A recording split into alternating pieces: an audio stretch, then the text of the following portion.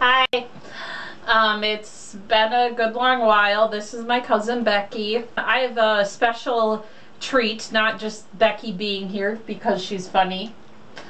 My best friend Joe's birthday was a while ago. I forgot it, but since he's cool because he forgets shit too. His real gift is the first season of The X-Files, but his gay gift is some lady porn or a bodice ripper that's called Lord Lightning. But yeah, it's pretty awful. And part of what makes it like so ridiculous to me is like I read the back of this and like I've seen a ton of fan fiction like that has basically the same premise. Like the dude is some like douchebag. Yeah, some douchebag who like is, you know, powerful and has a title and you know has all this, you know, money and power and wealth and influence, and you know the little like country bumpkin girl my is you know like you know kind of faux feisty, or you know she's like, oh, she, you know, she melts his heart, she changes him, and she acts all innocent. Yeah, and then garbage like that. But yeah, and that shit turns my stomach even more, that people actually pay for this. Don't pay for this. Just go online. Go to fanfiction.net. You'll find stuff about of this or same at least, quality. Well, or maybe hopefully a little bit better than Lord Lightning. And look at this cover. Isn't this cover just beautiful? Just so sensual and sexy. Because you can see how the guy's all powerful and the girl's like, oh. Yeah, although you can't see any nipples on the cover, so I guess it's not as sexy as it could be. The real reason that women read these is because of the, you know, the sex scenes. And we're gonna have some fun and read some of this. As somebody who herself, I'll be frank and say that, who gets her own lady porn from fan fiction. Like this is like some of the like worst porn I've ever read. Yeah. Never. and it, like why do people make money off of this? I don't understand. Well, I told you, people have to write their smut, you know. Yeah, I know, but they can get their smut for free online. Like, why pay for this? It's maybe it makes them feel more classy that they're holding a book. I guess, but also it's like, why do people pay for porn? I don't understand when you can get that for free. And like, if you're a dude, all you have to do is like type it in. Boobs into like Google image search, or and there you go. Or if you're a female, for crying out loud, type in penis. Or hot naked dudes. Yes. Well, usually sometimes then you'll get gay men, but if you're into that. Yeah. I mean, a lot of women are into that. There's like lots of different types of porn. Yeah. Of course. And again, you can get for free. I don't understand why people pay for porn. I don't pay for it. It just seems so stupid to me. Anyway, as she let Edward lead her upstairs, oh shit, his name is Edward. Fuck. Well, what a coincidence. Anyway, I wonder if he sparkles too, but... Anyway, as she let Edward lead her upstairs, Eliza wondered at the calm with which she had behaved throughout the past hour. For upstairs, in the same room to which he was leading her, lay the poisonous letter she had buried at the bottom of Violet's truck. We don't know. The letter she had found on her bed when she had gone upstairs to change her rain-dampened clothing. Upon seeing her father's seal on its cheap paper, she had known she would have to leave Edward immediately. And she must do it without giving him any hint of why she was leaving. Her father could sniff out money like a bloodhound. Hadn't he managed to show up on her doorstep only days after the solicitor had handed over her Aunt Cecilia's carefully horrid bequest honor horrid. That's horrid, right? Hoarded. Hoarded. Bequest. Yeah, whatever. Despite his having let years go by in which she hadn't heard a single word from him. That bastard. And now he had tracked her down again, writing so coolly that although word had come to him that she had given herself to Lord Hearthwood without benefit of marriage, he would leave it to the others to judge her, for he was on the brink of an enormous breakthrough. The potential for gain was immense, but only if she convinced her wealthy protector to make a heavy investment in his doomed and damnable scheme. Her father hadn't changed. She knew he never would, but still, the truth slashed through her like a knife. Oh. She must leave Edward now, before her father could make his way to Brington. Yeah, this is like England and the Victorian period, whatever. There was no alternative. She would not let Edward become yet another victim of her father's obsession. She couldn't bear watching his regard for her turn into contempt and then disgust. She wondered how she managed to converse so coolly with Edward tonight after reading that poisonous letter. Again, poisonous letter. We don't have any more descriptions for that. So if she touches it, I guess it's poison.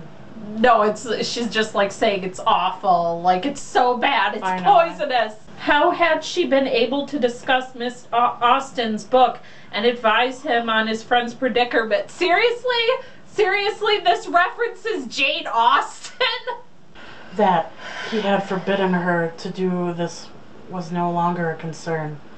She would leave him the next morning anyway, before he had a chance to send her away. Still, she half expected him to make some protest as she pushed open the heavy, squeaking door and drew him into the room after her. But he, too, seemed to have forgotten his prohibition, for he had followed her into the tiny bedroom and closed the door behind them with a decisive click. Didn't know clicks could be decisive. Yeah, they can make decisions. Oh, alright, well. Anyway, he put the branch of candles he was carrying down on the table. He dropped her satchel and placed her new book on the side table, where the gold stamping on the bindings glowed dimly in the candlelight. Then he stopped and looked at her with a questioning look that made her feel the more how devastated she would be if he were to leave her now. Still clutching his hand, she led him silently toward the bed and motioned him to sit down beside her. She had to come hither and pat on the bed like, yeah, Sup? Come here to me. As he seated himself beside her on the bed, his eyes met hers, and she saw that, inexplicably, big word for that author, they were filled with a look of determination. For a moment again, she expected him to rise and flee, but he did not. So she would make the most of it. He was there with her tonight, and though tomorrow she must leave him, before she left, she would learn what it was that happened next between the two people who had been drawn together as strongly as the two of them had been. As if he had heard her thoughts, he leaned over, whispered her name, and then kissed her. Apparently he has to remember her name while Chucky's kissing. I think it's Eliza, right? Whatever. Who gives a fuck? It was not like the kiss by the shore. Then they had been outside, and the energy of their kiss had risen with the wind and been quenched by the sound of the sea. But there was no... Wow, that's a lot of purple to dump on that anyway. But there was no sea here. There was no wind here. There was only the rising feeling of something inside her, as old as the sea and as fleeting as the wind that reached out toward him in the silent privacy of the small bedroom and waited for him to show the way to his pants.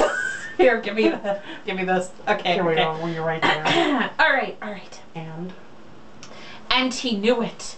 His kiss was long and slow.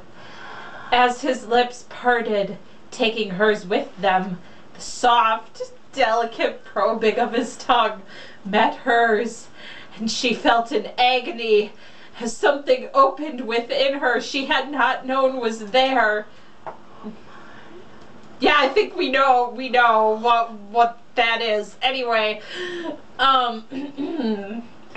it was as if a current of yearning flowed from his tongue to the pulsing center of her body, and his hands began their dance.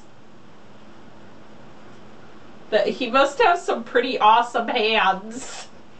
Anyway, his fingers glided over her silk-covered breasts, teasing and treasuring them.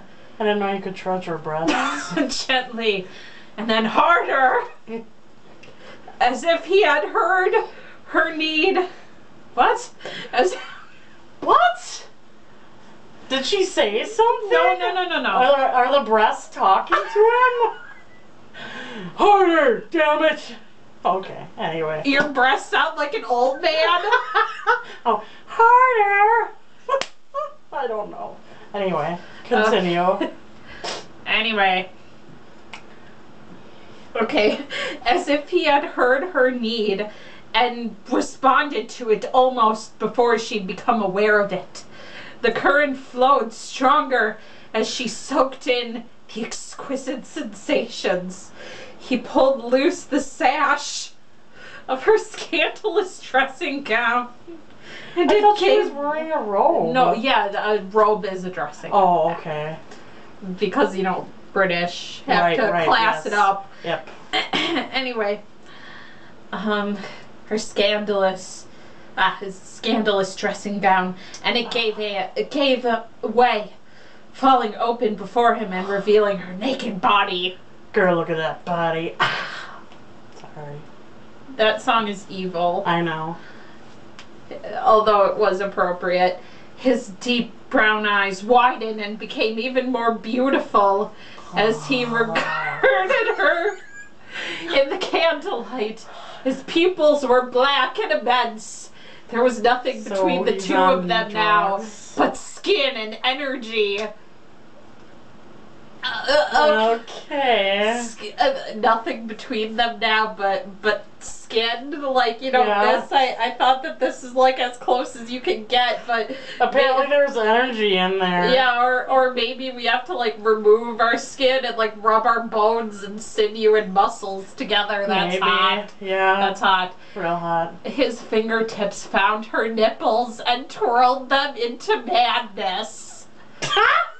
It actually says that. Shut up, are you I serious? swear to fucking God. Oh my God.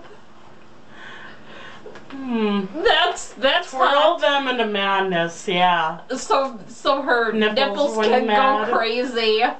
I didn't know nipples were sentient like that, but okay.